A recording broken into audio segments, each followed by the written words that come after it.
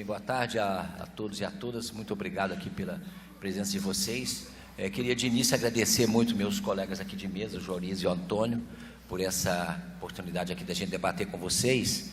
Agradecer o André, a deputada Luciane, toda a comissão de educação aqui da LESC por proporcionar esse seminário, que eu acho que é muito importante, e todas as instituições de ensino superior de Santa Catarina que estão envolvidas, né, as universidades, Instituto Federal, a frente, como é que se chama? Popular, o Fórum, Leda, Fórum Estadual Popular de Educação. A sigla é FEP.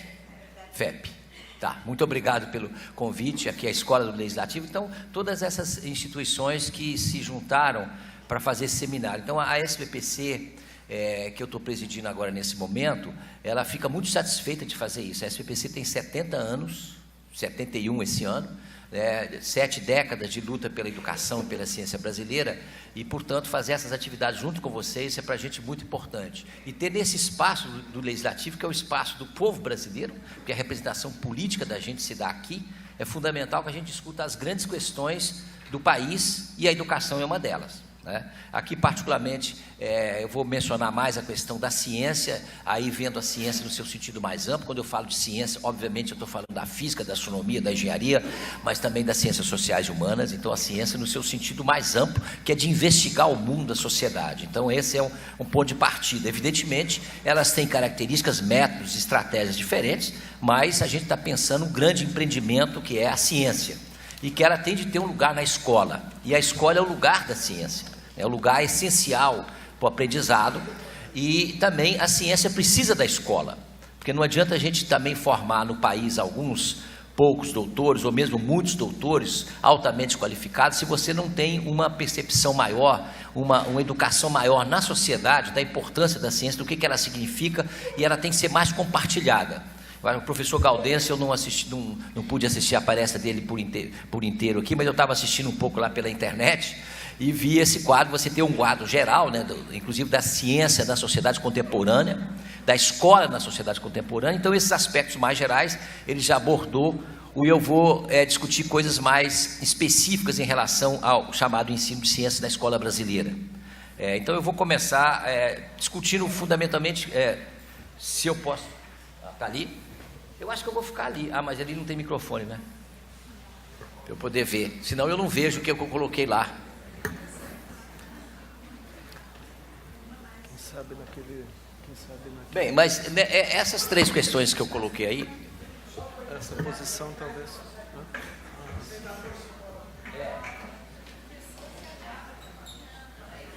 A tecnologia permite essas coisas. Muito obrigado.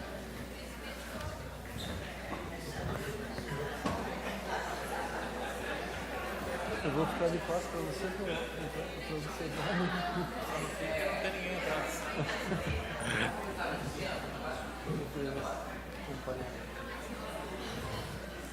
Ok.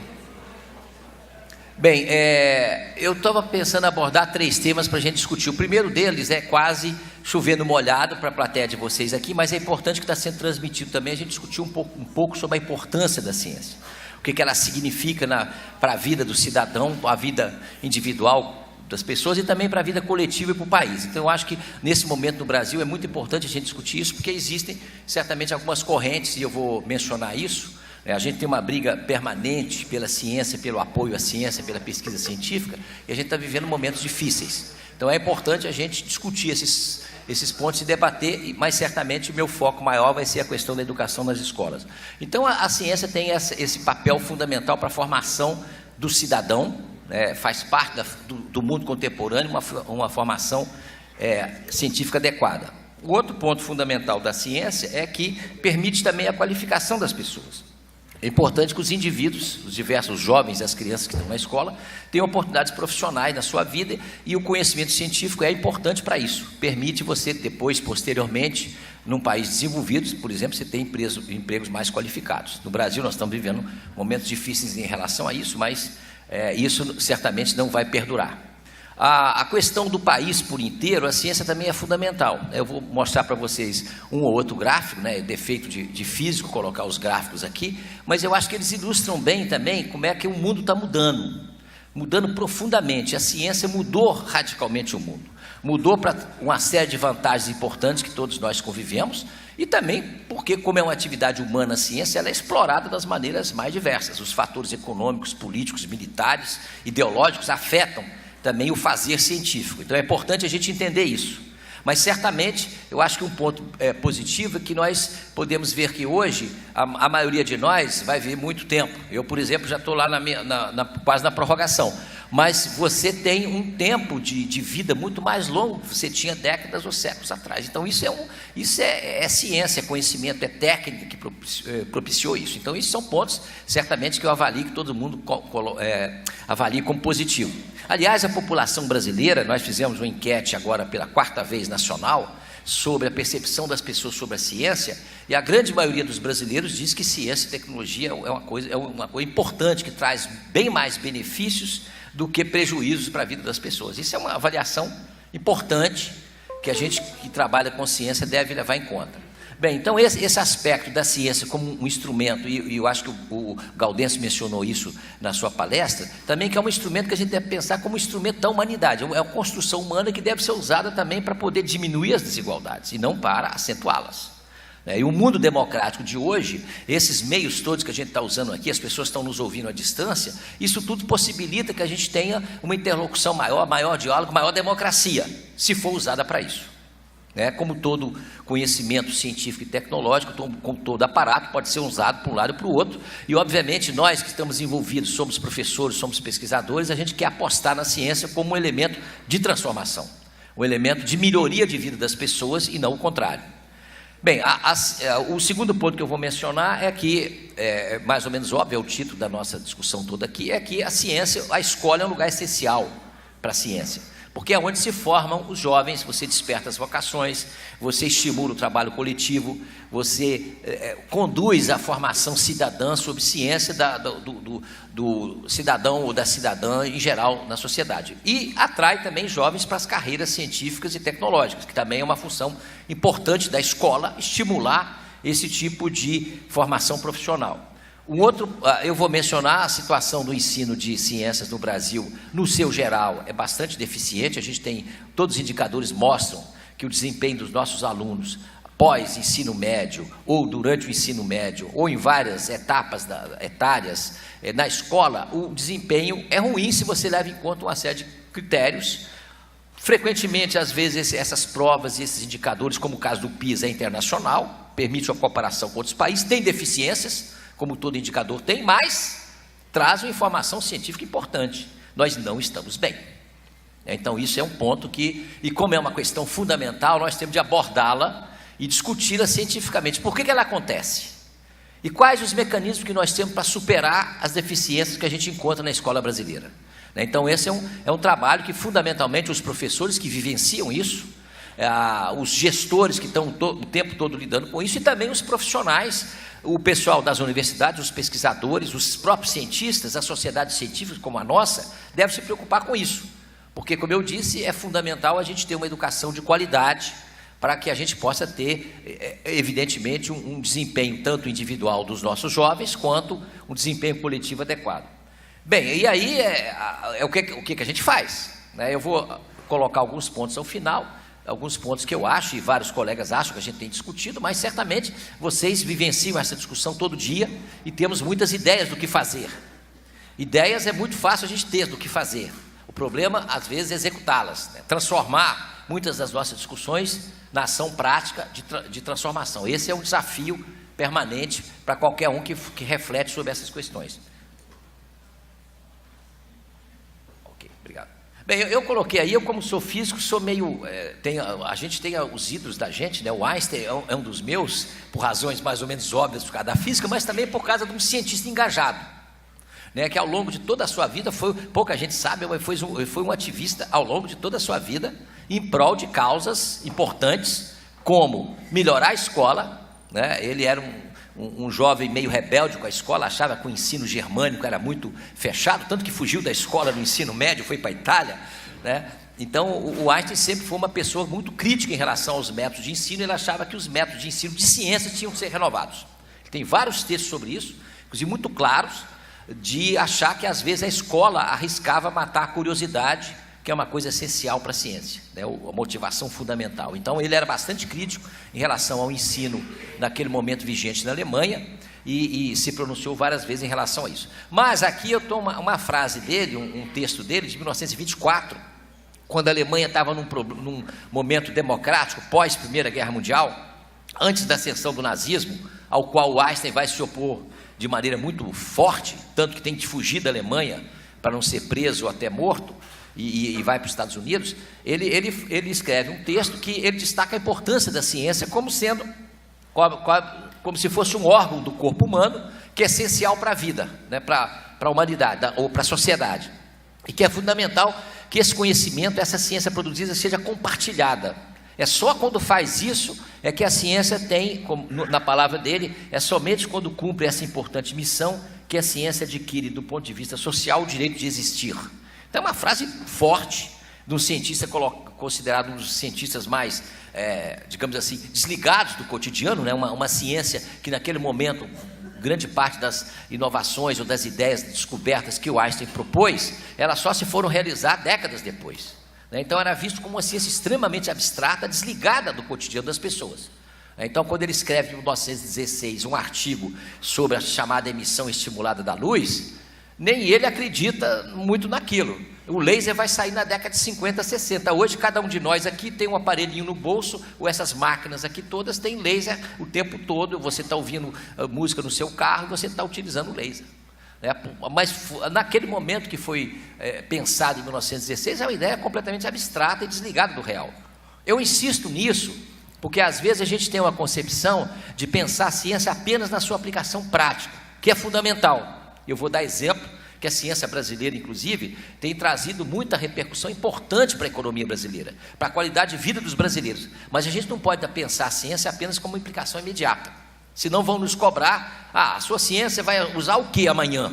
Não é usar o que amanhã, né? Evidentemente, quase todas as grandes descobertas da humanidade, as realmente revolucionárias, gastaram tempo para se afirmar, para convencer as pessoas. Esse aparelhinho aqui, né, que está ligado aqui no Wi-Fi, né? Pouca gente sabe que as equações que presidem a transmissão das ondas eletromagnéticas foram lá compiladas pelo Maxwell em torno de 1860. Eram equações altamente abstratas, ninguém entendia direito aquela matemática, o pessoal achava que aquilo não tinha nada a ver. Depois se transformou no meio que juntou a humanidade. Cada um de nós aqui está conectado, às vezes, muitos de vocês aqui, com parentes, trocando ideia no WhatsApp, etc, etc, porque isso foi proporcionado por uma criação científica extraordinária, de pessoas que não estavam pensando naquilo, não tinham nem capacidade de imaginar o resultado daquilo, mas a curiosidade pelo mundo, a vontade de investigar, de entender, de aprender, de experimentar, isso foi decisivo para isso. As grandes contribuições da ciência vêm assim, não vieram às vezes eventualmente você pode ter até, no caso da tecnologia, você pode ter até iniciativas que definem um programa como prioritário. Os americanos, por exemplo, colocaram durante a Segunda Guerra Mundial, construir uma bomba atômica, inclusive não é uma boa ideia, mas a fizeram e a lançaram, e a ciência ali, o exemplo claro da ciência matar 100 mil pessoas em questão de minuto. É o resultado de ideias que não é a culpa do Einstein, mas veio também de todo um processo de construção da ciência naquele momento. Então, eu acho que a gente entender a ciência como um processo humano, coletivo, mas que tem a raiz fundamental dela, é a investigação, é a curiosidade, a vontade de entender o mundo, entender você, entender a sociedade, entender por que você está aqui, entender o universo. Essa é uma coisa que eu acho que a gente não pode perder de vista quando a gente discute ciência na escola. Não é só para o cara se transformar num profissional imediato, de servir a empresa aqui ou o mercado acolá. Isso também é decorrência, mas é decorrência de um processo, e não apenas o ponto único de partida. Bem, aqui eu estou só fazendo um comercial um pouquinho rápido aqui, porque até para convidar vocês, a SPPC foi criada em 1948, e um dos pontos centrais a data da nossa criação, inclusive, é o Dia Nacional da Ciência. Então a gente tem comemorado todos os anos, no dia 8 de julho, o Dia Nacional da Ciência, e a gente quer transformar isso numa data nacional. Todo ano a gente fazia atividades, estamos fazendo em várias cidades brasileiras, mas ainda não conseguimos começamos há pouco tempo atrás a fazer com que isso permeasse as escolas e as universidades brasileiras, mas a gente vai insistindo e divulgando isso. É importante a gente que ter um Dia Nacional do Pesquisador, o Dia Nacional da Ciência, para a gente valorizar o trabalho que a gente faz na ciência. E aí eu coloquei frases significativas de alguns dos presidentes da SBPC, um deles que pouca gente sabe, Anísio Teixeira, né, um grande educador, foi presidente da SBPC e temos muito orgulho disso, entre 1955 e 1959, né? Porque tivemos biólogos, físicos como eu, mas tivemos também um educador presidindo uma sociedade de ciências, que é hoje a sociedade mais abrangente de ciência no país, porque nós temos 142 entidades científicas afiliadas a nós. Então nós temos Sociedade Brasileira de Física, de Química, de Educação, de Agronomia, de várias, de comunicação, de História, todas as áreas do conhecimento em geral estão abarcadas nas sociedades científicas. Eu digo isso porque eu acho importante cada um de nós que trabalhamos com ciência, com educação, estar também participando das entidades, até para poder mudá-las, para poder fazer que elas funcionem melhor, né? Porque elas têm, a sociedade civil brasileira é meio frágil, e a gente nota isso nesses momentos que o país está em crise. A gente tem pouca capacidade de estar articulado, de agir de uma maneira mais concatenada, digamos assim. Bem, então, a SBPC também teve um momento importante, tanto a LDB, por exemplo, que é de 61, Anísio Teixeira foi um dos grandes formuladores da Lei de Diretrizes e Bases, e a Universidade de Brasília também saiu do grupo de trabalho lá da SBPC, e nós tivemos uma atuação muito intensa na Constituição brasileira, tanto na garantia do ensino público gratuito e laico, quanto na discussão de colocar também a ciência, a pesquisa científica na Constituição brasileira. Então tem um capítulo da Constituição brasileira dedicado à importância da ciência, da tecnologia, da pesquisa básica, etc., que às vezes não é cumprido, mas a gente luta todo o tempo para sê-lo. Eu acho que foi uma conquista do ponto de vista político importante, a gente ter a Carta Magna do país, ter todo um aspecto dedicado à ciência e à tecnologia. E isso foi importante também porque permitiu a criação de muitas fundações de amparo à pesquisa, né? Vocês têm a FAPESC aqui, que é importante para o apoio local, né? Assim como todos os estados brasileiros têm uma fundação de amparo à pesquisa, que apoia a pesquisa, mas apoia também, frequentemente, iniciativas de educação nas escolas, pesquisas de todas as áreas do conhecimento. Bem, aqui eu vou passar muito rápido alguns pontos iniciais, antes de entrar especificamente na questão da educação, que eu acho importante também eu aproveitar essa oportunidade para a gente ter um quadro, porque a educação também não se dá no vazio. A educação em ciências da escola, ela está concatenada, ela está correlacionada com a pesquisa e a ciência brasileira. Então é importante também compartilhar com vocês os problemas, as dificuldades que nós estamos vivenciando nesse momento. Eu vou colocar alguns dados muito rapidamente, não tem tempo de me aprofundar mais, mas eu não gostaria de deixar passar essa oportunidade de dizer para vocês que a gente está vivendo um momento muito difícil na ciência brasileira, e isso se reflete também, eu vou mostrar em seguida, se reflete diretamente na educação e ciências da escola, né? Porque na medida que você tira o recurso do PIBID, da CAPES, que é um programa extremamente importante para a educação brasileira, na medida que você corta as bolsas de iniciação científica do ensino médio, como o CNPq suspendeu a semana passada, 650 bolsas dos estudantes da Olimpíada Brasileira de Matemática da escola pública, possivelmente muitos de vocês sabem, a chamada OBMEP, né, uma Olimpíada importante, que envolve 18 milhões de estudantes. Os medalhistas de ouro dessa Olimpíada, meninos e meninas, que se destacam entre 18 milhões, né? Eles ganham uma bolsa pequeninha lá do CNPq de iniciação científica júnior, que é da ordem de R$100, dessa ordem, né? Para poder fazer um trabalho, estimular o seu trabalho, está sendo cortado essa semana porque não tem recurso. Quer dizer, porque não tem recurso não, porque alega-se que não tem recurso para essa iniciativa. Então é importante a gente estar analisando essas questões, porque isso está tudo integrado.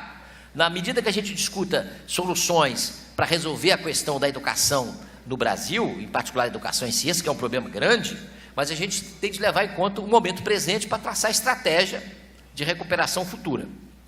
Bem, aí eu apontei alguns aspectos de desafios da ciência brasileira. Isso aqui é uma apresentação que eu fiz recentemente no Congresso Nacional, no Senado, audiência pública no Senado Federal, para discutir a situação da ciência brasileira. Então, nós, as entidades nacionais, fomos lá, a Academia Brasileira de Ciências, a SBPC principalmente, levar os nossos pontos de vista em relação a vários problemas. Isso induziu, que está vendo, hoje, por exemplo, está vendo audiência no Congresso Nacional, como está vendo aqui essa atividade na Assembleia Legislativa, para discutir essas questões com os parlamentares. É importante que a gente convença os nossos representantes, né, que são questões importantes que merecem legislação específica, merecem recursos orçamentários, ou o que seja. Bem, aí mencionei esses aspectos e vou passar para frente, e eu vou mostrar esse gráfico aí, para vocês verem um ponto central que eu acho que a gente no Brasil tem falhado. O Brasil raramente tem tido projetos nacionais. O Plano Nacional de Educação, por exemplo, foi bolado, foi criado, foi construído com muito esforço da comunidade de educadores, da comunidade científica, etc., etc., e está fazendo água, porque não é cumprido. Um Plano Nacional de Ciência e Tecnologia também. Nós temos estratégias nacionais de ciência, tecnologia e inovação até 2022. Aquilo que estava lá programado para fazer, não estamos fazendo. O Plano Nacional de Educação mereceria toda uma discussão, né, dos pontos importantes que ele avança, mas também daquilo que ele não faz. Aí eu trouxe esse gráfico para vocês verem que em 1995 ali, vocês vejam que a China, o Brasil e a Coreia estão empatados praticamente em PIB, Produto Interno Bruto, em apoio à ciência e tecnologia. O Brasil estava até colocando, em 1995 o Brasil colocava mais recursos em ciência e tecnologia do que a China. Olhem a curva da riqueza interna da China, né, como é que cresceu de uma maneira absolutamente significativa, enquanto o Brasil patinou, subiu um pouco e agora está descendo. A Coreia, apesar de ser um país muito menor, apostou muito em ciência e tecnologia e a renda média dos coreanos aumentou 8 vezes, pelo menos, nesse período, enquanto a nossa ficou estagnada. Então essa é uma... E o que eles fizeram de diferente?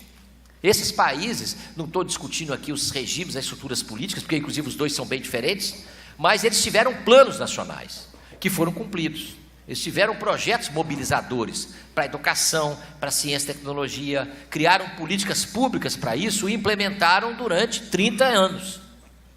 E o Brasil, a gente oscila extremamente, né, os nossos governos, às vezes dentro do mesmo governo, entra um, sai outro, e programas importantes são descontinuados.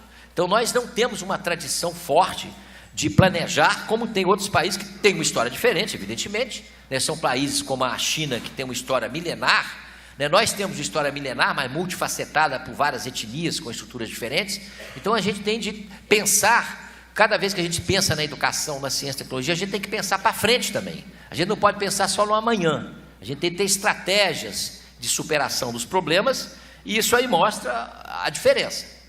Hoje a gente sai nas ruas aqui de Florianópolis, a gente sai nas ruas do Rio de Janeiro, de São Paulo, de outras cidades, você vai comprar produtos, vai comprar essas coisas, está cheio de coisa made in China. O que há 40 anos atrás não acontecia. Por que isso? A gente tem que se perguntar, por que isso? Por que você compra um carro coreano? A desindustrialização do Brasil é crescente. Hoje a indústria brasileira é responsável por 10% apenas do PIB, quando já foi de mais de 30%. Significa que o mundo do trabalho no Brasil também mudou, né? O que dá implicações, inclusive, para a organização dos diversos setores, dos trabalhadores e dos empresários. Mas isso significa que a gente tem de pensar que país nós queremos. E, certamente, a educação é um ponto fundamental nisso. A ciência e a tecnologia é outro.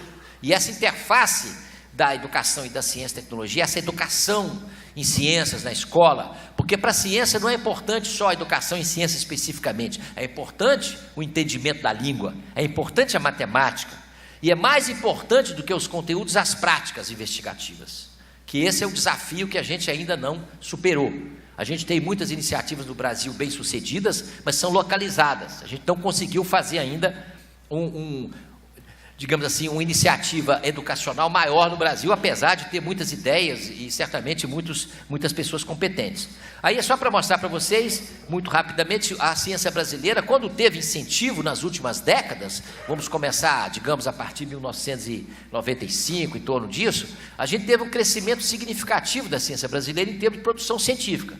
A formação de mestres e doutores hoje no Brasil já atinge da ordem de 20 mil doutores ano, o que é importante.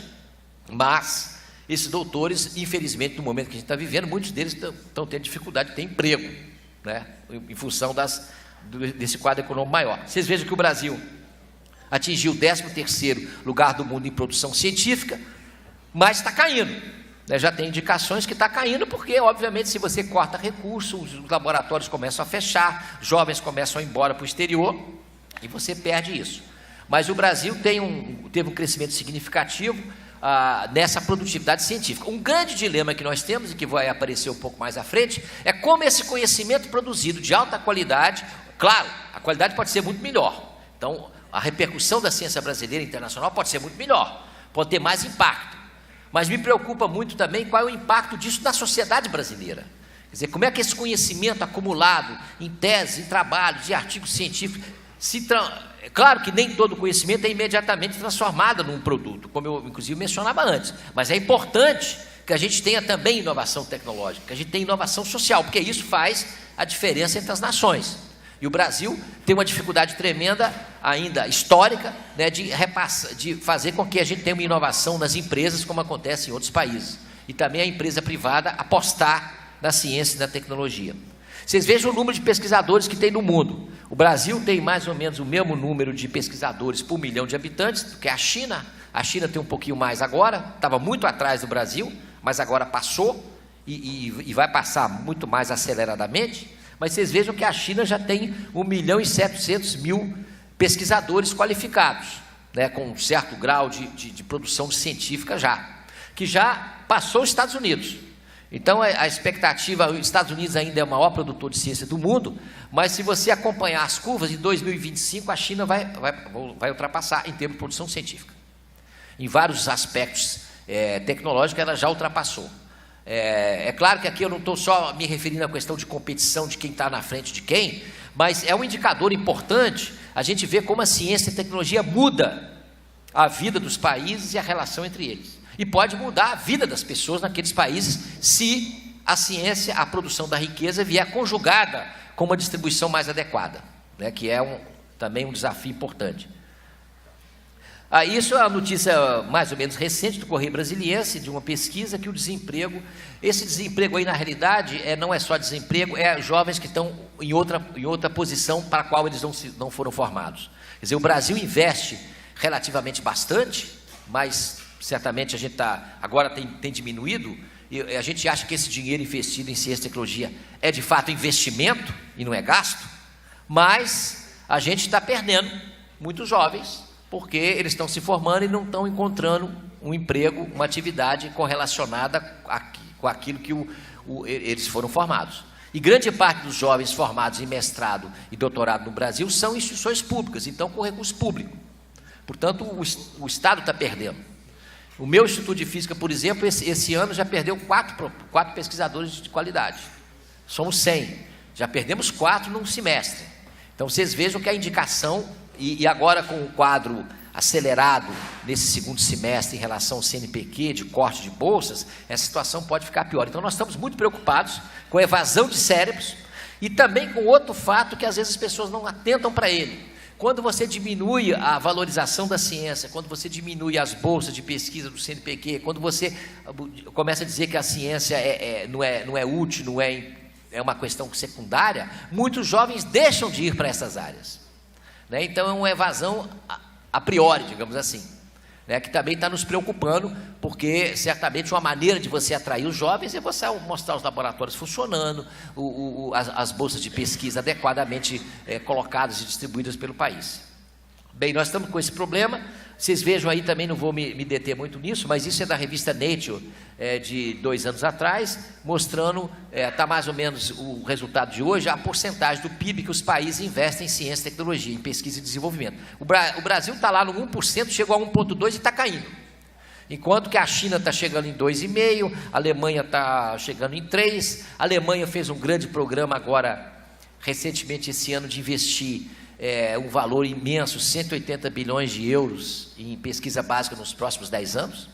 A China, aquele gráfico da China que eu mostrei para vocês, tem um momento que o PIB da China não cresce tão aceleradamente, ele começa a ter uma quedazinha, ainda crescendo, mas diminui a inclinação do gráfico, né? Não crescendo tão rápido. O que a China fez? No ano seguinte, aumentou o recurso para a ciência básica em 26%. Qual é o argumento da cúpula chinesa? Porque a inovação e o desenvolvimento está correlacionado profundamente com a ciência. Então nós temos de investir mais, e a ciência é capital, é cérebro fundamentalmente, né? É claro que os aparatos são fundamentais, mas você tem de apostar na formação de gente qualificada. Bem, aí o ponto que eu já mencionei, que o Brasil está muito atrás. Agora saiu o Índice Global de Inovação e o Brasil está entre mais ou menos 70, 80 países que fazem esse índice. Ele está no 66º lugar. O descompasso enorme, significa que o país não está inovando em várias áreas. E certamente está nessa posição, não está mais para trás, porque tem universidades importantes fazendo trabalho de inovação, como a Universidade Federal de Santa Catarina, como a Unicamp, como a UFRJ, como a USP, que tem produção inovadora e tem produção científica. Isso conta nesse índice global de inovação. Então, aqui, é claro, certamente tem muitos problemas. Um problema que o Brasil convive há décadas e que é uma praga, tanto no setor privado quanto no setor público, é a burocracia. Nós frequentemente temos uma burocracia que é imensa, nos atrapalha muito. A SBPC tem uma tradição também de brigar muito para criar marcos legais que diminuam a burocracia, a interação entre as universidades e o setor privado. A gente tem que ter cabeça mais aberta para poder perceber e ter mais liberdade de ação às nossas instituições e ficar preso menos às formalidades e às restrições que a gente tem. Para vocês terem uma ideia, o Brasil, se a gente compara o recurso do país para ciência e tecnologia, que é da ordem de 1,1%, 1,2%, no sistema, digamos assim, que trabalha com as coisas legais, o sistema judiciário brasileiro, a proporção do PIB é quase 1,8%, que vai para o sistema judiciário por inteiro. Na Europa, nos Estados Unidos, na Alemanha, na França, no Japão, essa diferença é brutal, porque o valor que vai para os sistemas legais, judiciários, é muito menor. Está da ordem de 0,5% do PIB. No Brasil vai a 1,8%. Enquanto lá eles estão gastando 3 pontos da sua riqueza para produzir novas coisas, inovação social, inovação tecnológica, aqui nós estamos fazendo o contrário. Nós estamos criando regras, pagando bem os que criam regras, pagando mal os que produzem ideias científicas e desenvolvem produtos. Então, isso é uma questão histórica do país, mas que a gente tem de atentar para ela. Bem, isso aqui foi essa colocação que a gente faz sempre lá no Senado, no Congresso Nacional, porque a gente vai lá agora, estamos lá quarta-feira, tentando segurar os recursos do CNPq e discutindo o orçamento de 2020. Depois eu vou mostrar o gráfico para vocês, meio catastrófico da situação, não para desanimá-los, mas para dizer que a gente tem que mudar aquele quadro. Porque senão a gente, como país, não tem futuro. Não tem futuro se for cortes absolutamente drásticos em várias áreas que produzem conhecimento no país. Bem, mas isso aqui é uma colocação que a gente sempre faz junto aos parlamentares, e é verdade, não é fake news, que a ciência brasileira produziu muito para a economia brasileira. O exemplo mais claro, talvez, seja da agricultura tropical. A soja no Cerrado brasileiro, há 40 anos atrás, a maioria de vocês aqui não estava nascida, mas há 40 anos atrás, se você falasse em Cerrado, alguns colegas lembram disso aqui, o Cerrado brasileiro era considerado uma área que não tinha serventia, era para queimar e produzir carvão, era esse o destino. Hoje é responsável por grande parte da exportação brasileira, da nossa balança. A gente pode discutir, teve questões ambientais sérias, não temos de certamente levar isso em conta, mas certamente uma riqueza fundamental em termos de produção brasileira vem, e tem muita ciência nisso, e fez isso por causa da Embrapa, por causa das universidades federais, por algumas universidades particulares de boa qualidade, institutos federais. Quer dizer, o desenvolvimento da agricultura brasileira dependeu fundamentalmente de ter ciência da agricultura tropical brasileira. A famosa a Joana Dobereiner, que é uma pesquisadora lá que já faleceu há algum tempo, fizemos até um selo em homenagem a ela recentemente. A descoberta dela que você poderia utilizar as bactérias para fixar nitrogênio na raiz de plantas como a soja, fez com que o Brasil economizasse a cada ano da ordem de 10 bilhões de dólares, pouco menos que isso, da ordem de 7 bilhões de dólares, em fertilizantes nitrogenados, que dependeriam para você poder manter as plantações, a partir de uma ideia que fez uma solução biológica muito mais barata e muito menos lesiva ao meio ambiente. Então essa já é uma conquista fundamental. Outra que eu menciono aí é a questão do pré-sal. Também há 30 anos atrás, ninguém falava que tinha petróleo debaixo da camada do pré-sal, que ia tirá-lo. Quando se falava isso nos gabinetes de Brasília, o pessoal era ridicularizado. Hoje, mais de metade do petróleo brasileiro sai dali. Quem fez isso? Foram burocratas? Foram pessoas sentadas nos gabinetes tomando decisão à distância? Não. Foram os pesquisadores, os técnicos, os engenheiros, as instituições de pesquisa, os CENPES da Petrobras, as universidades que fizeram isso. Acreditaram nisso, fizeram e tem uma tecnologia da mais avançada do mundo. E, infelizmente, nesse momento, a gente está perdendo parte dela, entregando parte desse recurso fundamental para a gente. Mas aqui em Santa Catarina tem outras iniciativas, né? A Universidade Federal de Santa Catarina, em várias áreas mecânicas, tem a Embraco, tem a VEG. Então, são instituições que surgiram, muitas delas, das universidades e das instituições de pesquisa, como acontece também no exterior. Se vocês forem olhar hoje a lista das 15 empresas mais importantes do mundo, vocês vão ver lá que a metade delas, 30, 40 anos atrás, não existiam.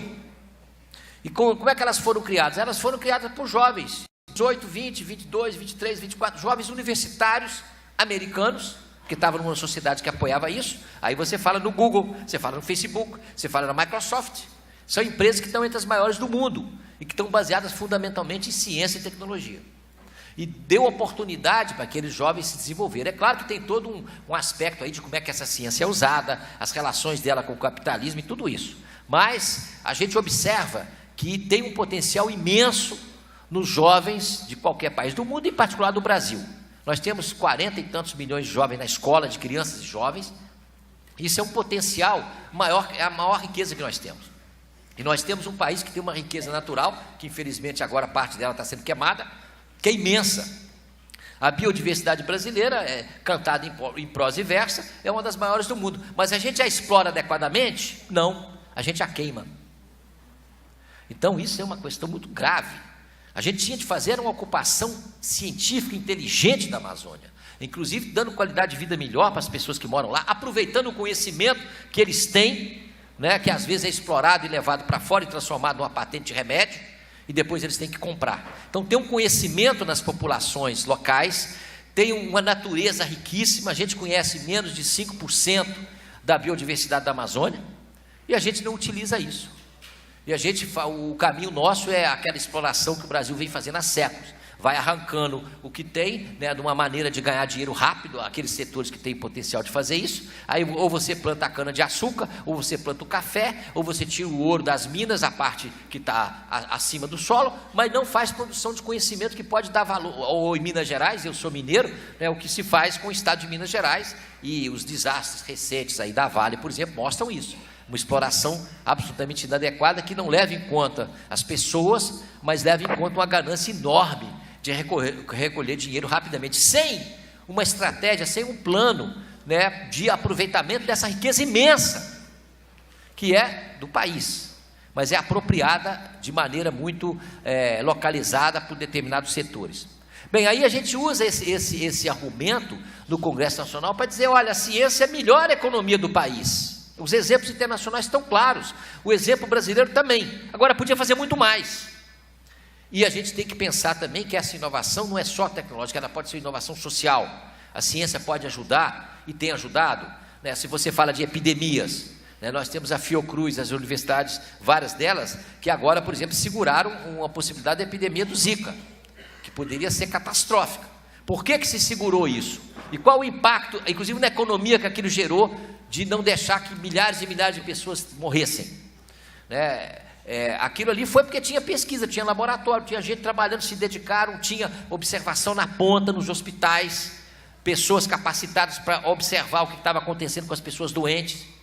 E aí o Brasil saiu na frente e fez uma pesquisa de altíssima qualidade e ao mesmo tempo segurou uma epidemia que poderia ser catastrófica.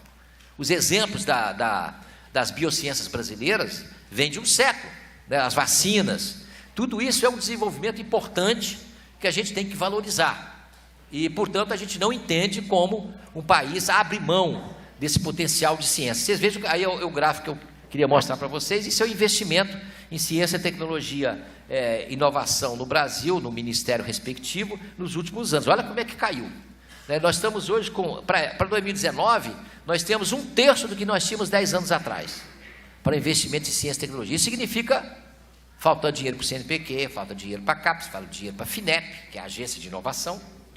E isso aí é que a gente tem de reverter. E tem um drama aí, né? Tem a emenda constitucional 95, que no que se chegou lá embaixo, você não sobe mais, né? Ela por anos mantém o patamar lá embaixo. Então, esse gráfico aqui, quando a gente mostra para os colegas de outros países, eles dizem o seguinte: não tem saída. Ou vocês revertem isso, ou a ciência brasileira vai para o buraco. Buraco, literalmente. Né? Então, essa é uma preocupação que eu acho que a gente tem de compartilhar, discutindo a situação da ciência brasileira. Aí está o quadro CNPq, que está numa situação crítica. Nós estamos fazendo até uma campanha que eu já convido vocês. Nós vamos entregar na quarta-feira ao presidente da Câmara e ao presidente do Senado mais de 900 mil assinaturas em defesa do CNPq. Então, depois, se vocês quiserem entrarem lá no Google, vocês colocarem lá, somos todos CNPq, abaixo assinado, vocês vão poder assinar, porque é importante para a gente fazer valer a nossa voz como cidadãos brasileiros, vocês se juntarem a 1 milhão de brasileiros para dizer: olha, a gente acha que é importante ter bolsa para os alunos de iniciação científica na escola, no ensino médio. É importante que a gente tenha formação de mestre e doutor. Vejam que a bolsa de mestrado e doutorado no Brasil está há 7 anos congelada. Um mestrando aí é R$ 1.200, R$ 1.500 por mês, né? Um valor muito baixo. Mas, mesmo isso está sendo ameaçado de ser cortado a partir de setembro. Então, temos essa preocupação. Bem, eu vou agora voltar um pouco mais para a questão especificamente aqui da educação científica. Eu já mencionei aí que a melhoria de qualidade, esse é um desafio grande. Não tem ciência, não tem país que tem ciência avançada se não tiver educação básica de qualidade significativa. Então, aí a inovação, portanto, depende muito disso. Eu coloquei aí o contexto que nós estamos vivendo, de certa maneira eu já explorei isso um pouco mais. A gente está vivendo um contexto que a educação em ciências na escola, em geral, é muito precária. A ciência brasileira cresceu, mas está vivendo um momento de declínio. A gente tem um interesse significativo da população pela ciência. Não vai dar tempo de eu mostrar isso, mas tem dados que fazemos aí de pesquisa de percepção pública do Brasil, que os brasileiros, em geral, valorizam muito a ciência e respeitam também e confiam nos cientistas, nos pesquisadores. Isso são indicativos, apesar de não conhecê-los, que é outro drama que eu vou mencionar um pouco à frente. Então, a gente tem que ter estratégias para resolver isso, estratégias e ações inovadoras na escola que permitem melhorar o quadro da educação brasileira. Vocês vejam que esse aí eu botei os resultados do último teste do PISA. Como eu disse, é um indicador limitado, mas dá uma referência. E o Brasil está lá atrás. Em ciências está na 63ª posição, em matemática está muito ruim, e em leitura também. Então, isso significa que se você compara com os países mais avançados do mundo, ou pelo menos 70 países que estão, nós estamos numa situação precária. Então, nós temos que ter política para mudar isso. E política, infelizmente, no Brasil, às vezes a gente confunde política com aquele momento pré-eleitoral, que as pessoas discutem os candidatos, que faz parte disso. Mas é muito mais do que isso. A gente tem de construir coletivamente no país propostas de nação. O Brasil não tem uma proposta de nação para se aproveitar a riqueza que tem. A riqueza, quando eu falo riqueza, não é só a riqueza física, é a riqueza de todos nós, dos jovens brasileiros. Então nós precisamos de projeto de nação. E dentro de um projeto de nação, educação e ciência e tecnologia são fundamentais. Agora, se a gente não está tendo proposta que tem vindo dos nossos dirigentes, o que a gente tem que fazer? Ficar chorando? Ficar esperando que venha outro Salvador? Não vai vir. Eu acho que a sociedade civil brasileira, tem que se convencer de que é fundamental que a gente discuta mais, a gente trabalhe mais pela base, para a gente poder formular propostas para a educação. Então, essas discussões aqui, por exemplo, na Assembleia Legislativa, eu acho fundamental, porque a gente está em contato com os deputados aqui do Estado, que vão decidir o orçamento do ano que vem, que vão decidir o recurso da Fundação de Amparo à Pesquisa aqui do Estado.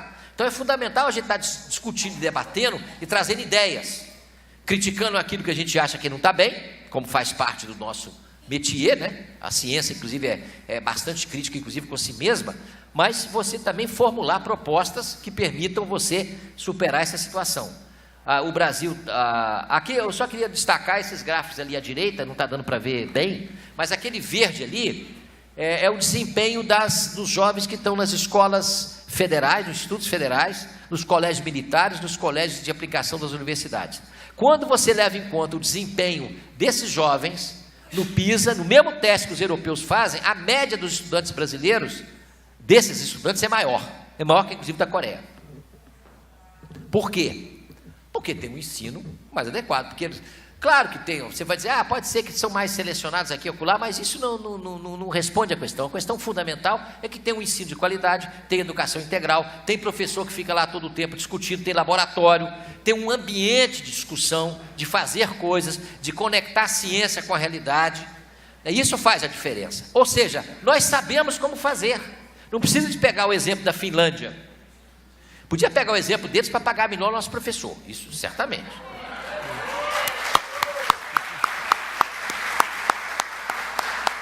Porque essa é uma condição importante, fundamental.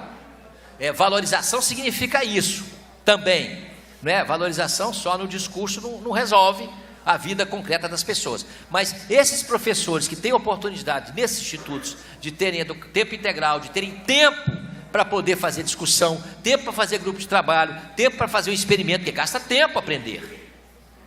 E tem essas condições, e não sair picado para dar aula numa escola ou noutra para poder sobreviver, isso faz uma diferença muito grande, porque o professor é um ponto central nessa equação. Bem, isso mostra, eu gosto desse, infelizmente vocês não estão vendo aqui direito, mas esse gráfico eu acho que traz uma lição, porque todo mundo fica falando, o Brasil está lá embaixo. Eu falei também, o Brasil está lá embaixo na transparência anterior, estamos lá embaixo, aí todo mundo fala, é uma porcaria, estamos muito ruim. Aí você mostra e fala assim, mas espera aí, tem um setor dos jovens brasileiros que estão empatados com os jovens melhores dos países do mundo. E onde é que eles estão? Eles estão nas escolas que estão dando condição para ele. Essa é a solução. Não tem que dourar a pílula, inventar a pílula. Essa é a solução que a educação do mundo inteiro tem mostrado. Pode trazer aqui quantos especialistas quiserem do mundo inteiro, eles vão dizer isso. Enquanto o professor estiver desvalorizado, pingando de escola em escola, a escola não tem laboratório, não tem condição adequada de trabalho, não tem tempo para reflexão, vai acontecer. Não é surpresa que os indicadores da educação sejam ruins.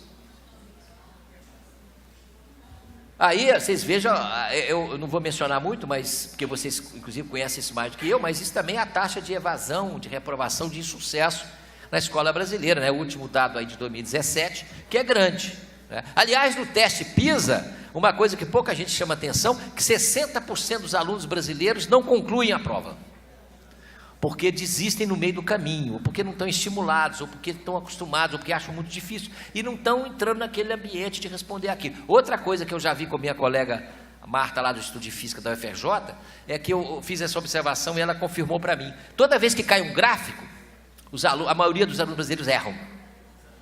Por quê? Não sabe ler gráfico. Por que não sabe ler gráfico? Porque nunca fez.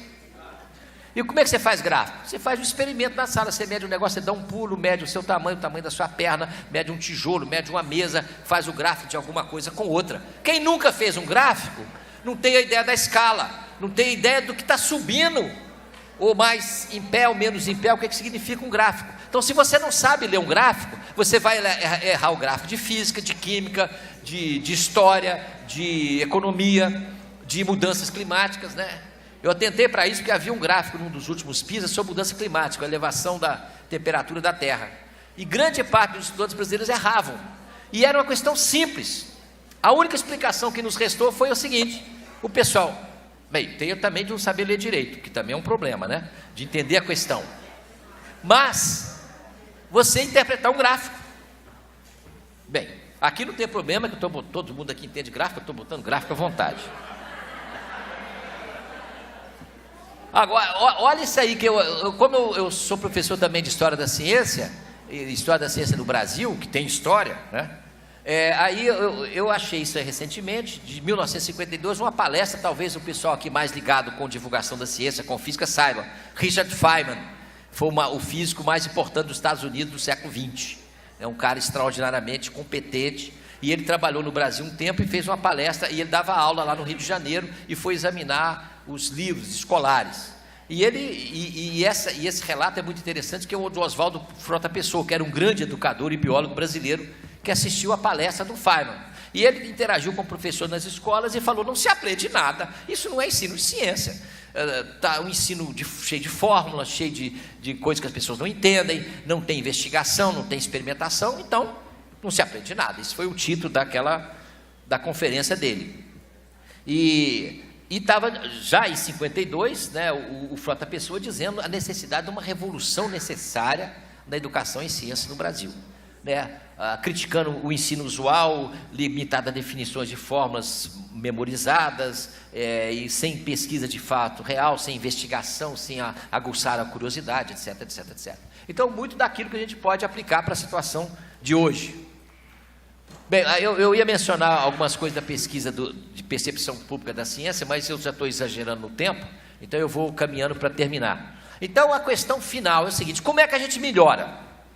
Uma maneira de melhorar, que a gente tem que batalhar, que as pessoas às vezes pensam que a solução está ali, é fazer uma base nacional comum curricular, fazer diretrizes curriculares nacionais, etc, etc. Eu não sou contra isso não, eu estou lá brigando, a gente ajudou a fazer lei de diretriz e base, discutimos agora, a SPPC teve muito presente nessa discussão da base nacional comum curricular, criticamos várias coisas, criticamos muito da reforma do ensino médio, que limita o acesso para uma parcela significativa dos brasileiros, que não leva em conta a interdisciplinaridade que é fundamental nas ciências, uma série de deficiências. Mas isso aí é importante, a gente está lá discutindo, melhorando. Então tem que ter uma base nacional comum curricular para o ensino fundamental, para o ensino médio. Nós insistimos e conseguimos que na base do ensino médio, a partir de muitas reuniões lá com o CNE, porque o MEC estava fechado para essa discussão, a gente conseguiu colocar que a questão da investigação é fundamental no ensino de ciências, diminuir aquele aspecto conteudista rasteiro. O conteúdo é importante, óbvio, em ciências, mas você reduzir aquilo a uma coleção de fatos científicos é você transformar o ensino de ciência no fantoche que não vai funcionar. E depois as pessoas começam a caminhar para a anticiência, para a pseudociência. Por quê? Porque elas não têm experiência de ciência real. Então, se elas foram obrigadas a decorar, a ciência passa a ser uma questão de opinião. Então, opinião por opinião, vem um fake news ali, eu vou para essa opinião, porque é essa e não outra. Aí eu vou para aquela opinião que está se ajeitando mais com a minha cabeça, a minha inclinação política, a minha inclinação ideológica, filosófica, religiosa, o que seja. Então passa a ser uma questão de opinião. Só que a natureza, a ciência não é opinião, a ciência é investigação. Quer dizer, eu posso concordar ou não, vocês podem ter a opinião que vocês quiserem aí. Se eu soltar essa caneta, o que ela vai acontecer? Eu posso não gostar da lei da gravidade, eu posso não gostar da relatividade geral de Einstein, eu posso não gostar de nenhuma das teorias que explicam por que ela cai, mas ela vai cair. Não adianta eu imaginar, não, eu vou fazer uma ciência diferente aqui, no outro contexto social, agora a caneta vai subir. Não vai, ela vai cair. Tem uma segunda lei da termodinâmica, que é terrível, que faz a todos nós envelhecermos, né? Ela está aí. Então, não adianta eu querer dizer, revogue-se a segunda lei da termodinâmica. Embora, nesses tempos, eu acho que a gente corre o risco de algum... Estão revogando as mudanças climáticas, e a Terra não é redonda.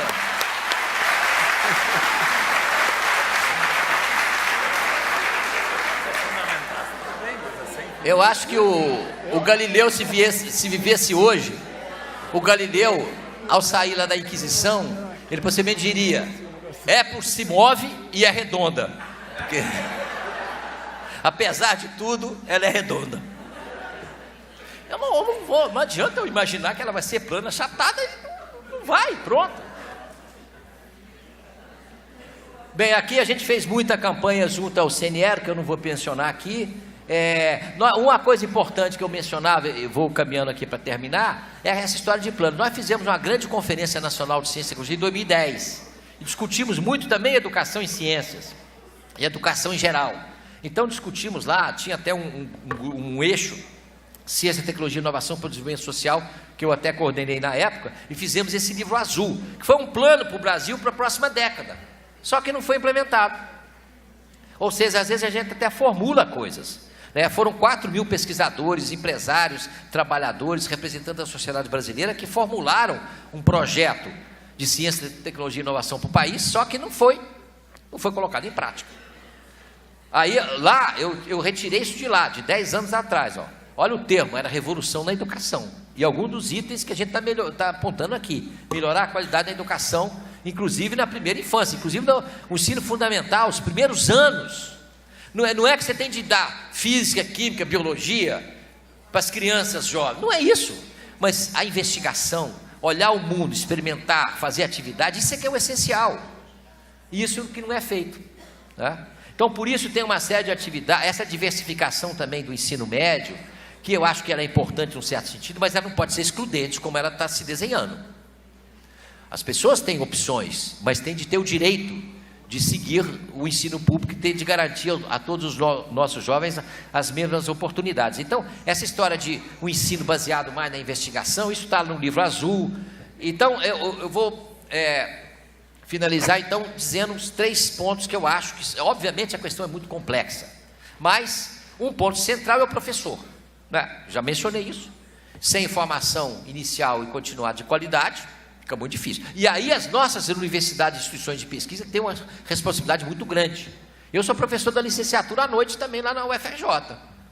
Eu sei que muitos colegas não gostam de ir lá dar aula à noite na Ilha do Fundão, lá no Rio de Janeiro. Mas eu faço questão de... Por quê? O curso de licenciatura é um curso importantíssimo, que às vezes as nossas universidades não valorizam adequadamente. Então a formação de professor é essencial. E ter uma formação também que possibilite que o professor acompanhe a mudança do mundo, que muda rápido, né? Então a gente tem de ter uma estratégia para isso. O segundo, e as condições de trabalho, evidentemente. O André já está pedindo, ele está até ajoelhando para eu poder parar de falar. Eu paro, André. Não, eu entendi o recado. Se você que é meu amigo, está aborrecido, imagina os outros. Não, o segundo ponto é que normalmente eu poderia ter me dedicado mais a isso. Eu acho que a ânsia minha de falar do quadro da ciência brasileira também, mas que eu achei importante compartilhar com vocês nesse momento, fez com que eu dedicasse menos tempo a isso. Mas vocês vejam que a questão da escola e da comunidade é essencial. Todo mundo, as escolas que funcionam, você tem uma interação muito maior com a comunidade. Os pais participam mais, cobram mais da escola, estão muito mais presentes. Então esse envolvimento da comunidade com a escola, inclusive no ponto de vista da ciência, porque você pode ter inúmeras atividades. A ciência, por exemplo, mesmo quando você tem um laboratório na escola, a natureza é um grande laboratório. Então a gente vê em vários países do mundo os alunos irem para os museus, os alunos irem para os parques ambientais, interagirem com os pais, interagirem com uma fábrica que está na região da escola, porque é um aprendizado muito mais dinâmico, muito mais vivo. E a gente faz muito pouco isso no Brasil, né? A gente tem a tradição de sentar o pessoal lá nas cadeiras e ficar ali naquele espaço muito limitado. A gente tem de ter uma visão, aliás, a própria arquitetura das escolas eu acho que não favorece um ensino muito mais dinâmico dos nossos jovens. Bem, aí tem essas atividades complementares, tipo feiras de ciência, Olimpíadas, que são importantes, que eu mencionei, e essa questão do ensino baseado na investigação. A gente tem que mudar isso. Está lá colocado agora na Base Nacional Comum Curricular, de uma maneira meio troncha, um pouquinho, mas está lá. Mas isso também não nos deve impedir de fazer, porque também não tem proibição de fazer. Não está escrito lá que a gente está proibido de fazer o ensino mais interessante da escola. Se não escreveram, incompetência deles. Então a gente não deve. Eu tive agora recentemente em Sobral, fizemos um evento lá da SPC na cidade de Sobral, no Ceará, agora 2, 3 meses atrás, tinha 3.000 professores de educação básica participando, ficaram 3 dias discutindo a educação. Por que em Sobral? Porque é um dos municípios que tem que se destacar, as escolas têm o melhor desempenho no Brasil, estão na cidade de Sobral, escolas públicas. Então o que tem lá de diferente? É muito mais pobre que a maior parte dos municípios brasileiros, é árido ali. A plantação não dá para plantar ali, é muita pedra, tem pouco cultivo ali, a região é pobre. E por que a escola está tendo esse desenvolvimento? Tiveram política continuada. Os dirigentes apostaram durante mais de 20 anos, todas as sequências dos prefeitos, dos secretários de educação, apostaram que a educação é uma coisa prioritária, e cumprem isso. Isso significa que vai melhorando a condição de professor. Nos debates, os professores se sentem muito mais participantes. Eles intervêm e dizem, não, você é professor lá no Rio de Janeiro, aqui na minha escola é diferente. E a gente faz assim. E assim está dando certo, mas você tem uma discussão diferente, você tem um engajamento maior da comunidade, isso valoriza, né? Estou dando um exemplo pontual, existem outros certamente, em Santa Catarina também existem exemplos bem-sucedidos, mas o que a gente tem que transformar isso é numa coisa nacional, mudar a escala disso aí. E para isso é fundamental a gente estar discutindo aqui com os poderes públicos, cobrando para que a gente tenha planos, tenha projetos e que nós sejamos levados em conta. Os professores contam nessa história, porque eles são um elemento essencial. Então, ele está debatendo. Não significa você transformar a reivindicação de educação só em reivindicação corporativa. Não é isso. A gente está reivindicando mais do que isso. A gente está reivindicando uma educação de qualidade. E para isso passa na melhoria da escola, na melhoria das condições do professor. Bem, eu ia mostrar outras coisas, mas não vou fazer isso. Eu só vou terminar aqui mostrando uns cientistas aqui, fazer um pouco de pesquisa com vocês também. Vocês sabem quem é aquele lá que está assinalado com a seta azul lá em cima? Quem conhece? Bem, ali é caricatura. O Mário, se tiver aí, não vale. O André também não vale. Vocês já ouviram falar em Fritz Miller? Agora já melhorou, né? Quantos aqui já ouviram falar em Fritz Miller? Quantos não? Olha, parabéns para vocês, porque aqui, se eu faço isso, eu já fiz isso em outros estados brasileiros, é o contrário, a imensa maioria não conhece. Vocês conhecem naturalmente, que foi um dos grandes cientistas aqui de Santa Catarina, né? Um grande biólogo, né? E que faz 200 anos o nascimento dele daqui a 2022. Então temos de fazer uma grande agita em Santa Catarina. Agora, pouca gente sabe, e eu botei aí o Fritz Miller, a estátua que tem dele lá em Blumenau. Eu não sei se vocês sabiam, ele, além de ser um grande cientista, o pessoal de biologia, possivelmente quem já leu, ou biologia ou não, as pessoas que já leram A Origem das Espécies, né, um livro fantástico, o livro talvez mais importante da biologia de todos os tempos, o Fritz Miller é citado 19 vezes por Charles Darwin. É o terceiro cientista mais citado. E era o quê? Imigrante, lavrador, professor primário. Isso ele era. Andava descalço. Mas a ciência era de altíssima qualidade. Então, eu acho que Santa Catarina devia valorizá-lo. Como ele foi o primeiro professor, pelo menos pelas minhas buscas lá, ele possivelmente foi o primeiro professor de ciências aqui em Desterro, em Florianópolis, do Liceu Provincial. Até que ser defenestrado pelos padres que chegaram, os jesuítas, que não gostaram das ideias dele mais liberais. Mas ele era professor de ciência e de matemática. Então é um símbolo, eu acho, tanto da ciência brasileira como a educação em ciências. Ele tentou fazer uma educação em ciências de qualidade aqui em Santa Catarina. Aí eu estou mencionando também um prêmio Nobel de Medicina, essa preocupação recente, a Tu Yu, que dizer da importância da ciência contribuir para o bem-estar de todos os seres humanos. Eu acho que também é uma preocupação que a gente está sempre, a ciência tem essa preocupação geral. E eu queria perguntar para vocês, se vocês sabem quem são essas crianças. Porque quando a gente é professor, a gente chega na sala de aula e tem aquela criançada lá, a gente olha para eles, e às vezes a gente tem que tomar muito cuidado, porque o nosso trabalho é de muita responsabilidade. A gente nunca pode dizer que uma criança não tem competência, nem capacidade, nem habilidade, o que seja em alguma coisa. Porque possivelmente a gente vai errar. Porque elas têm uma capacidade enorme, primeiro de ser cidadãos, no sentido inteiro do termo, né? E depois de ser profissionais das mais diversas áreas. Então aí estão crianças, né? Alguma delas podia ser aluno de vocês, evidentemente as roupas são meio diferentes das épocas, mas algumas delas até denotam mais ou menos o tipo de coisa que ela ia gostar. Se você vê o primeiro aqui à esquerda, com um vaso de flor na mão, é o Charles Darwin, de uma família inglesa mais rica. Aí você tem esse de bicicleta, aí vocês sabem quem é? Um grande educador brasileiro, Paulo Freire. E aí tem outros, Marie Curie, está a menina lá embaixo, tá, para vocês verem no meio, lá embaixo. Quer dizer, uma menina lá no meio dos irmãos, e no entanto se transformou na cientista mais importante, mais conhecida de todos os tempos, né? Então, aqui tem outros, esse elegante aqui, esse é o Einstein, e esse negro aí, quem é esse negro?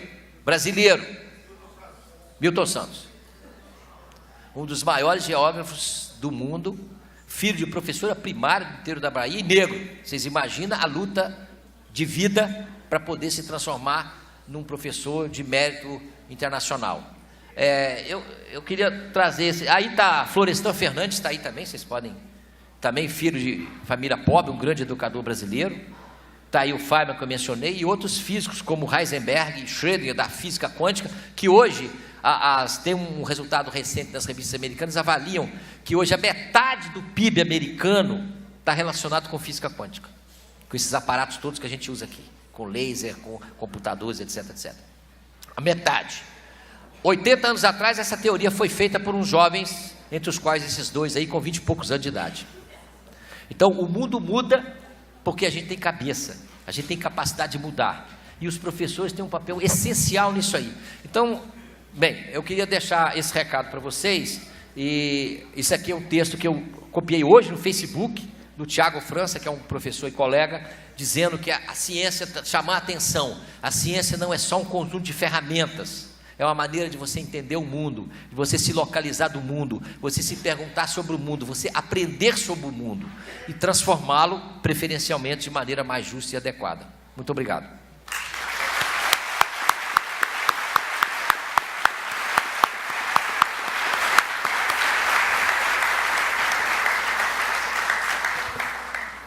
Bom, eu queria cumprimentar o professor Ildeu pela brilhante palestra. Eu sei que ele tem muito mais a nos dizer, mas nós não temos tempo para isso nesse momento. Antes de passar a palavra para o professor Antônio, a Luciane, a nossa deputada, Luciane Carminati, vai dar um aviso. Por favor, Luciane.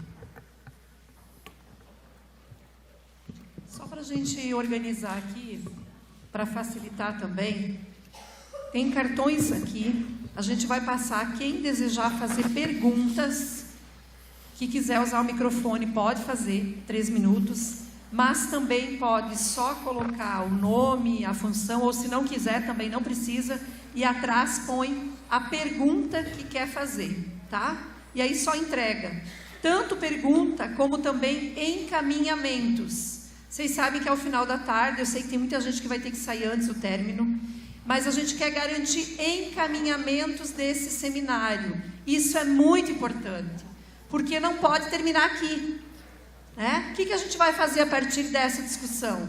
Então, eu gostaria que vocês nos ajudassem a propor essas alternativas e também quem quiser fazer perguntas. Então, enquanto tem a fala do Andrioli, o Pedro aqui, é só levantar a mão e ele vai entregar o cartão para fazer esse encaminhamento. É isso. Obrigada. Bom, antes de passar a palavra para o professor Antônio, eu quero dizer, eu sou um representante de uma universidade pública e vejo de fundamental importância o papel da universidade, né, na aproximação com as escolas, com o professor, no sentido de criar políticas públicas ou políticas institucionais de divulgação da ciência e mais, que as nossas crianças, que os nossos jovens entendam a universidade como um espaço possível e como a ciência como um espaço possível. Dito isso, obviamente que todo investimento em todos os níveis de ensino tem que acontecer para acontecer isso. Só queria deixar esse registro. Eu queria chamar também o professor Gaudêncio Frigoto para compor aqui a mesa, porque após a fala do Antônio, a gente vai abrir para um debate, o professor Gaudêncio também estará participando aqui conosco. Tá? Então, por favor.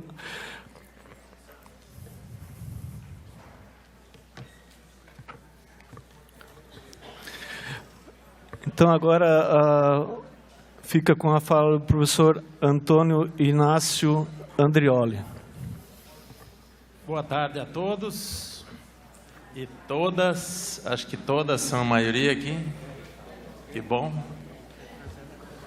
Agradecer o convite, Luciane Carminati, toda a equipe aí do mandato junto à Assembleia Legislativa, a Sociedade Brasileira para o Progresso da Ciência, que aqui eu compartilho essa mesa.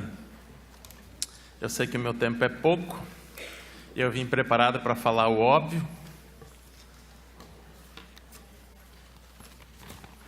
Como, por exemplo, que uma universidade precisa ser científica. E que a escola precisa ser científica. Em tempos de obviedade, eu também vou me atrever a dizer o que eu penso que seja ciência. Para que fique registrado o óbvio.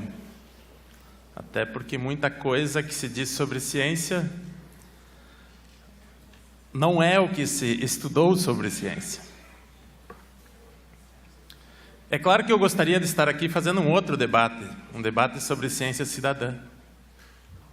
E podermos analisar o quanto esta ciência que temos hoje é dominada, e eu vou me utilizar das palavras, ou desse conceito que o Gaudêncio Frigoto antes utilizou, que é do Herbert Marcuse, da unidimensionalidade da ciência. Houve um tempo em que eu acreditava que as ideias moviam o mundo. Depois eu fui entender que é a economia que move o mundo. E como é que a economia move o mundo? Através da ciência. E se isso ainda é ciência? A ciência que, desde o seu início, passa a ser controlada pelo interesse econômico e os seus resultados são parciais e o seu método deixa de ser crítico.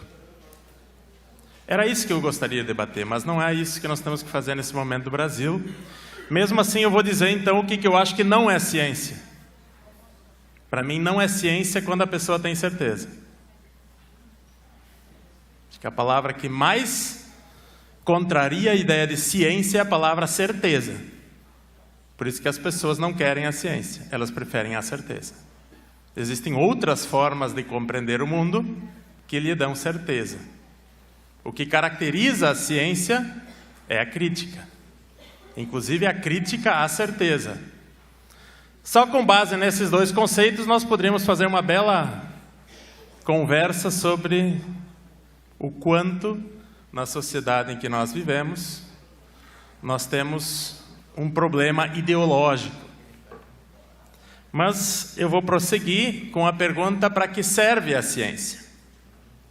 Eu entendo que é óbvio, mas a ciência serve para melhorar a qualidade de vida das pessoas. Não é para isso que a maior parte da ciência vem sendo utilizada. Certo? A terceira questão que eu me coloco é: se a ciência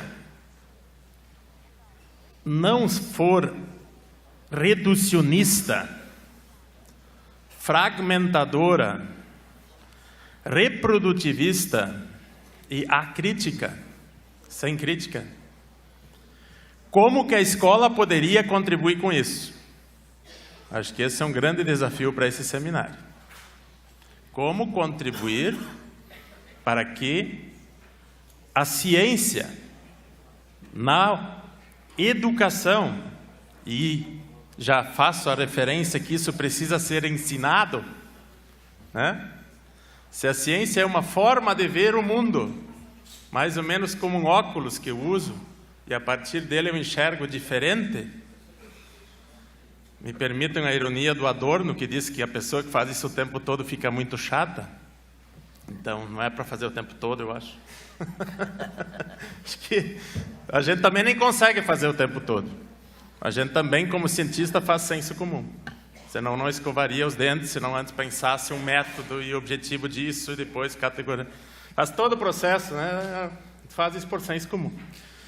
Agora, esse método que a humanidade, então, inventou e acumulou, que é o que nós chamamos de método científico, para ser ensinado, ele também leva em consideração uma série de elementos que, infelizmente, a escola não leva em consideração.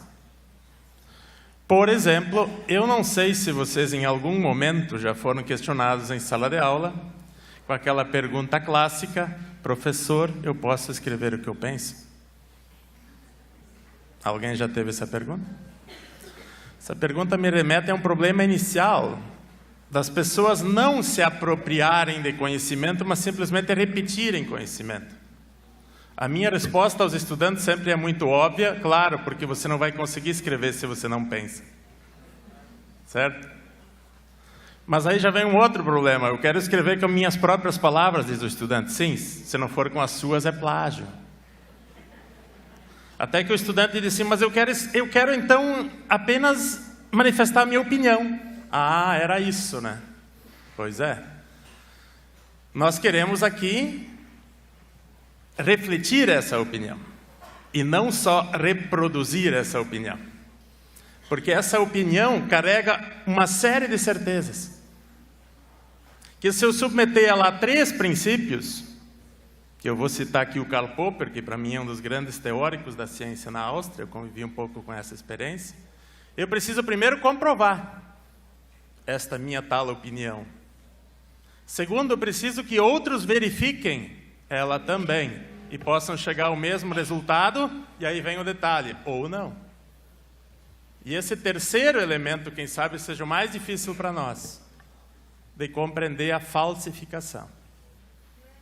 Eu não tenho problema dessa caneta aqui cair e ter gente que pensa que ela não caiu.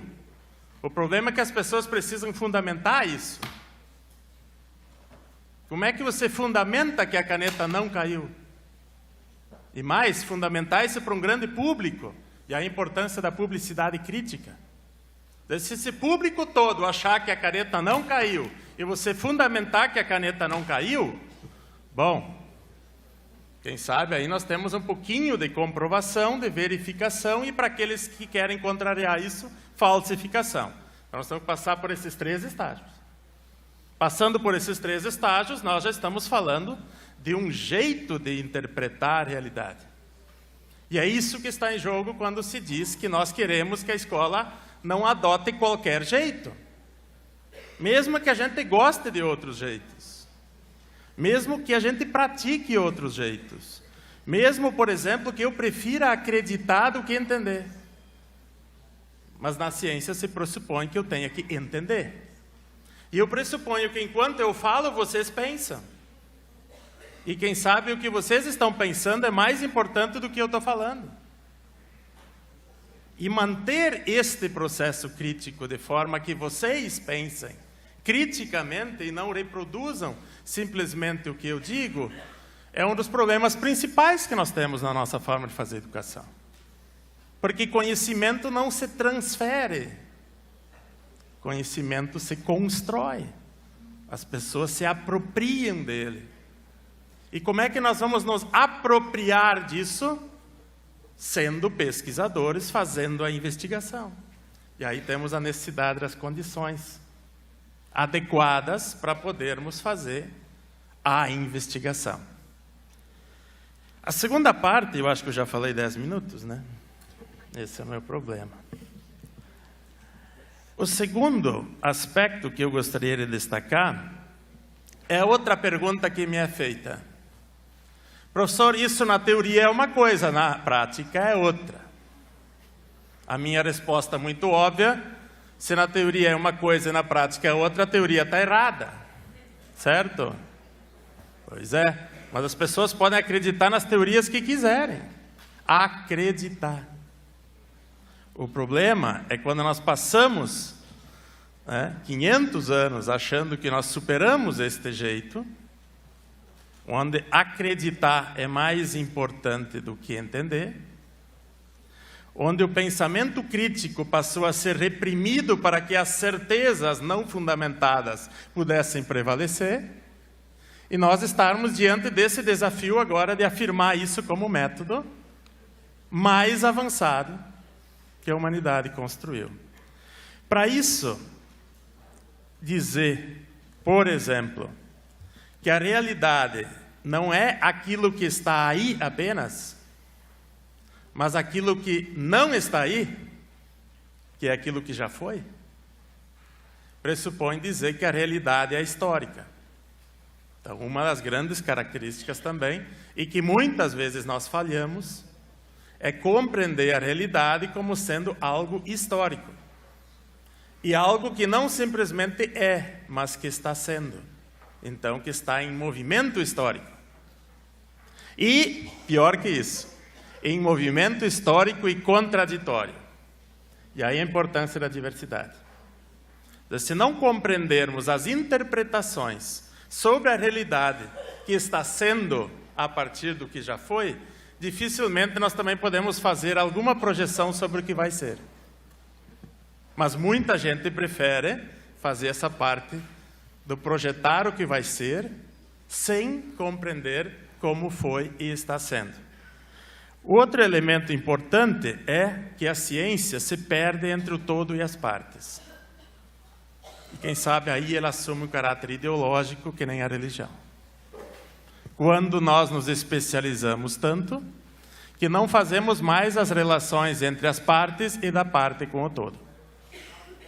E aí nós reproduzimos dois aspectos muito graves. Um é a arrogância, porque aqueles poucos que entenderam tão pouco de quase nada, quase tudo sobre quase nada, né, mas é tão pouco, se tornam arrogantes e também ignorantes sobre o restante. Então, como superar esse caráter especializador, reducionista e fragmentador da ciência? Essa é uma pergunta importante. Da mesma forma, como superar essas grandes demais dicotomias que eu não vou ter tempo de falar mais, porque o André já disse que eu tenho que concluir. Entre o abstrato e o concreto, entre o dedutivo e o indutivo, entre o qualitativo e o quantitativo. São características da ciência. Para concluir, eu vou me remeter a um elemento básico que me leva a fazer essa pergunta, que é o elemento ideológico da ideologia, da ciência, desculpa. O elemento ideológico da ciência. Se toda ideologia pressupõe que nós tenhamos interesse e conhecimento, é possível produzir conhecimento sem interesse? Eu já digo que não. Portanto, toda a ciência é ideológica. Mais que isso, será que ciência produzida a partir de empresas que financiam a sua produção ainda seria considerado ciência do ponto de vista da sua crítica, necessidade de falsificação? E terceira pergunta, e aí eu encerro. Eu era para debater, não responder, né? Então, fica bem mais cômodo assim, né? Bem mais prático assim.